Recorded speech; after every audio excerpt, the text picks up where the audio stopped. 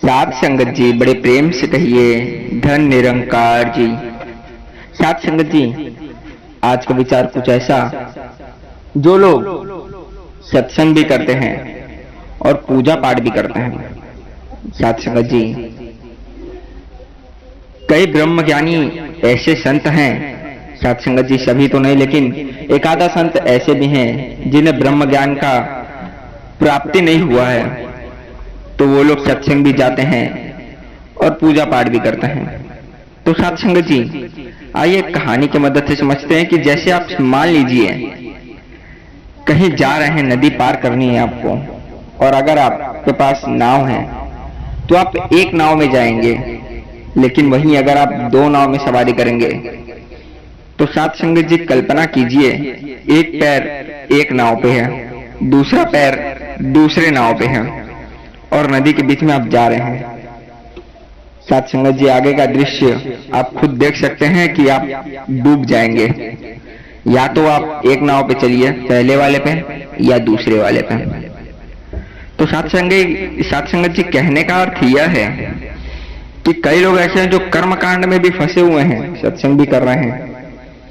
अगर आप कर्मकांड कर रहे हैं तो इसका अर्थ यह है कि आपको सत्संग पे विश्वास नहीं है या उसके ऊपर अटूट भरोसा नहीं है।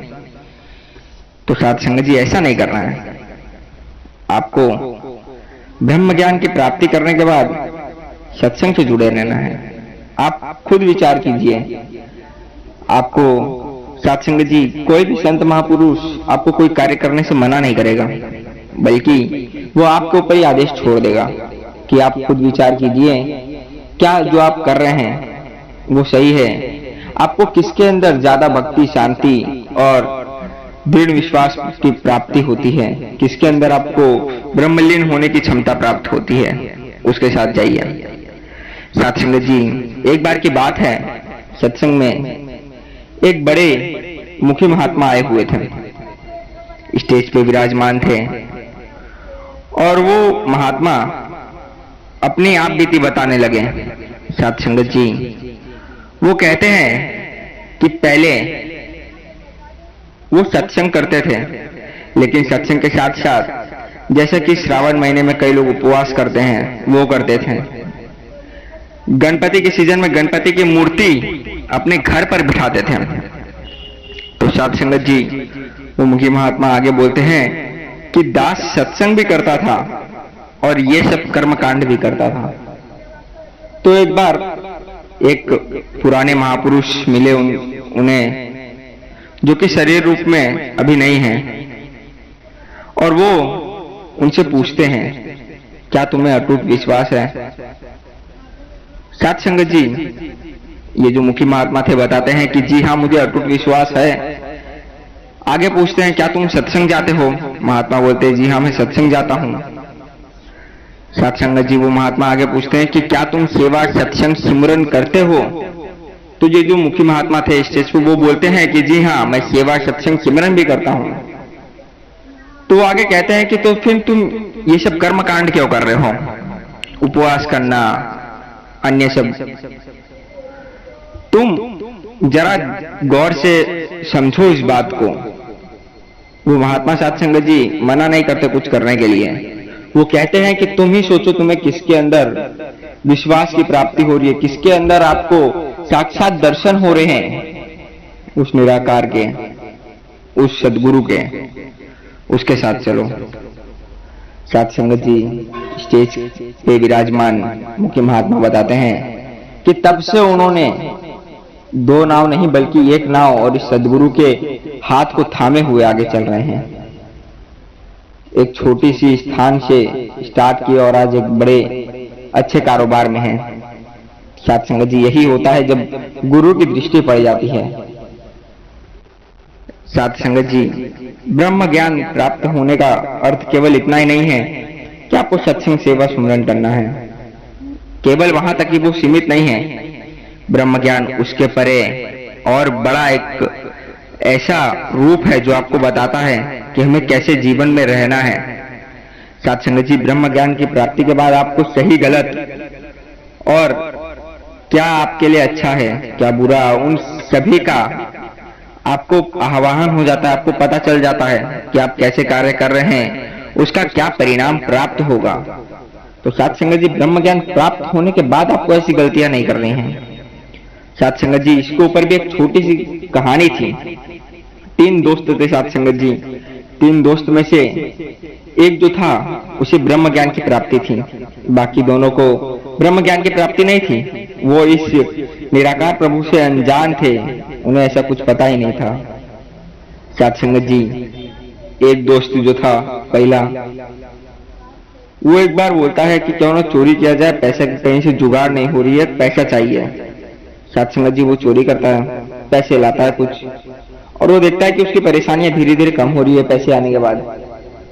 अब साथ संगत जी, वो पहला वाला दोस्त दूसरे वाले को बताता है कि मैंने चोरी की थोड़ी सी और मेरी परेशानियां कम हो गई, मेरे पास पैसे आ गए, अब मेरे पास उतनी दिक्कत नहीं है। साथ संगत जी, जो दूसरा वाला दोस्त था वो भी उसके साथ चोरी के उस बुरे कर्म में फंस जाता है और वो भी चोरी करने लगता है। अब दोनों दोस्त कहीं जाते हैं, किसी का लूटपाट करते हैं, किसी का जेब काटते हैं और पैसों से अपनी इच्छाओं को पूरी करते हैं, अपनी आकांक्षाओं की पूर्ति करते हैं। साथ संगत जी, वो दोनों मिलकर एक दिन अपने तीसरे दोस्त से मिलते हैं जिसे ब्रह्म ज्ञान की प्राप्ति थी, और उसे भी बताते हैं कि हम दोनों थोड़ी बहुत चोरियां करते हैं, छोटी मोटी, पैसे आ रहे हैं, वो आकांक्षाएं पूरी कर पा रहे हैं, अपनी जरूरतों को पूरी कर पा रहे हैं, हमारे पास अब धीरे धीरे सब कुछ हो रहा है, तुम भी मेरे साथ जुड़ जाओ। साथ संगत जी, तीसरा वाला जो दोस्त था, ब्रह्म ज्ञान की प्राप्ति होने के बावजूद वो सोचता है कि हाँ हाँ मैं भी जुड़ जाता हूँ, मेरे दोस्त कर रहे हैं मैं भी करता हूँ। साथ संगत जी, वो भी जुड़ जाता है। अब तीनों मिलके एक घर में जाते हैं, रात को थोड़ा पैसा चोरी करके लाते हैं, आपस में बांट लेते हैं और अपने अपने हिसाब से अपने शौक को पूरा करते हैं। कोई जाके मदिरा पान कर रहा है, कोई सामान खरीद रहा है, कोई कहीं पैसे लुटा रहा है। साथ संगत जी, ऐसे ऐसे कार्य करते हैं। तीनों ने पैसों को इधर उधर इस्तेमाल किया। साथ संगत जी, बाकी दोनों दोस्तों को तो कुछ नहीं हुआ, लेकिन जो ब्रह्म ज्ञान की प्राप्ति किया था, धीरे धीरे उसकी सेहत बिगड़ने लगी। इसकी खबर उसके माता पिता को पता चली। माता पिता परेशान, काफी दवा करा रहे हैं, कुछ काम ही नहीं कर रहा। ऐसे साथ संगत जी एक बार सत्संग में गए थे, गुरु के दरबार में पहुंचे और पूछ लिए विराजमान बैठे महात्मा से कि ऐसा क्यों हो रहा है, अचानक से इसकी सेहत इतनी बिगड़ गई है, कोई दवा काम नहीं कर रहा, और अपनी परेशानियां बताते हैं। गुरु बताते हैं कि तुमने कुछ न कुछ ऐसे कर्म किए हैं जिस कर्म का फल मिल रहा है। लड़का पहले तो डर जाता है साथ संगत जी और बोलता नहीं है, लेकिन गुरु बताते हैं कि ये अपने दोनों दोस्तों के साथ मिलकर चोरी किया है और उसी चोरी का जो पैसों का इस्तेमाल किया है उसी की इसकी सजा है। जितने पैसे इसमें चोरी के हैं उतने की सजा मिलने के बाद ये उस कर्ज से मुक्त हो जाएगा। तो साथ संगत जी, उस लड़के के मन में एक सवाल उठता है कि मैं तो एक बार चोरी किया, लेकिन जो मेरे बाकी दोनों दोस्त थे वो कितने महीनों से यही काम कर रहे हैं लेकिन उन्हें कुछ नहीं हो रहा है, ऐसा क्यों? तो साथ संगत जी, गुरु बताते हैं कि तुम्हें ब्रह्म ज्ञान की प्राप्ति है, तुम्हें पता है क्या गलत है, क्या सही है, क्या बुरा है, क्या अच्छा है, फिर भी तुम बुरे का साथ दे रहे हो और बुरे कर्म कर रहे हो, गलत संगत में पड़ रहे हो, तो उसकी सजा तुम्हें मिलेगी। बाकी जो दोनों दोस्त हैं उन्हें कुछ पता ही नहीं है, वो बेचारे अनजान हैं इस बात से कि जो कर्म कर रहे हैं उसकी सजा मिलती है, तो उनकी सजा उसे थोड़े समय बाद प्राप्त होगी, लेकिन सजा तो मिल के रहेगी। साथ संगत जी, उस लड़के को भी पता चलता है। तो साथ संगत जी, कहने का अर्थ यही है कि ब्रह्म ज्ञान की जो प्राप्ति है केवल इधर से तक ही सीमित नहीं है कि आप सेवा सिमरन और सत्संग करें बस ना। साथ संगत जी, ये एक विशाल है, ये हमारे जीवन के हर एक मोड़ पे काम देती है। उसकी ज्ञान जो है वो हर एक राह पर, हर एक मुश्किल के समाधान में हमें सहायता देती है।